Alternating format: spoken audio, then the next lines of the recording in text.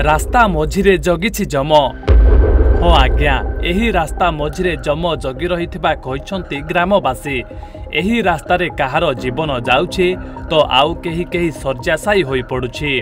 कारण रास्ता काम बेले पूर्त विभाग एमिति किछि काम करिछि जे जहा हंतसंत हेउछंती ग्रामवासीक समेत यातायात करुथुबा लोके। रास्ता मझिरे अंचलर दुईटी जगारे रहिछि विद्युत खुंट।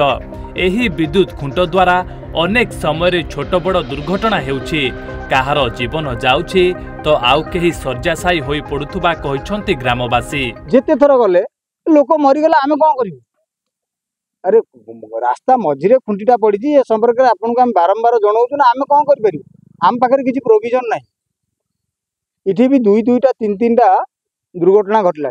जने वर्तमान पारालिसिस अवस्था रे, आ जने मृत्यु मुखरे भी पड़ी करी संघर्ष करछि शଯ୍याशायी अवस्था रे। ता सहित तो दैनंदिन एभली प्रकार अवस्था असुविधा। ए कहार अवहेला विद्युत विभागर ना पूर्त विभागर? पुरी जिला सत्यवादी ब्लॉक अंतर्गत विद्याधरपुर ग्राम रे देखिबाकू मिलिछि एभली घटना। ग्रामवासी कहिबा मुताबक एही विद्युत खुंट प्रथमे रास्ता कड़े थिला, किंतु दीर्घ 2 वर्ष तले बलंगा जलसेचन विभाग द्वारा कार्य हस्तांतर परे सत्यवादी पूर्त विभाग एही रास्तार संप्रसारण करिथिला। रास्ता संप्रसारण बेले एही विद्युत खुंटकू उठाइबाकू भूली जाइथिला सत्यवादी पूर्त विभाग।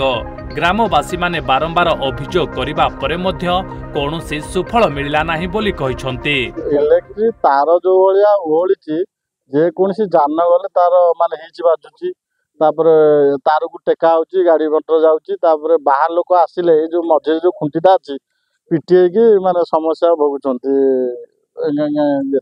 तापर राति लाइट नै, सब खुंटी तो लाइट नै, जे आसिला पिटिएला खुंटी रे कोन।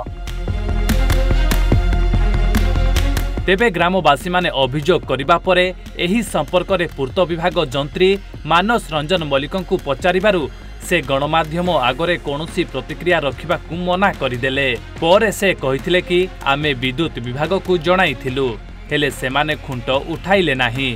सत्यवादी विद्युत विभाग एसटीओ नीलाचल पात्रंकु ए संपर्क रे पचारिबारु से कहिथिले एहा आमर काम नुहे, जहार दरकार जेउ संस्था काम नै संपूर्ण कला से खर्च करी निजे विद्युत खुंट उठाइबा कथा।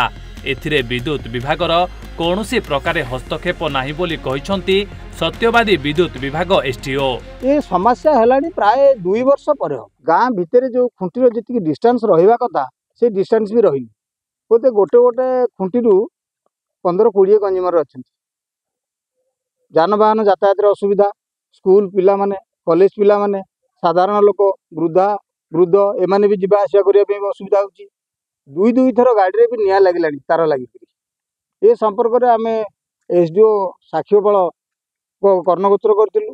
तो सहित सुपरिटेंडेंट इंजीनियर पुरींग पाक भी जाइथिलु। जेते थर गले लोक मरिगला आमे कोन करिवु?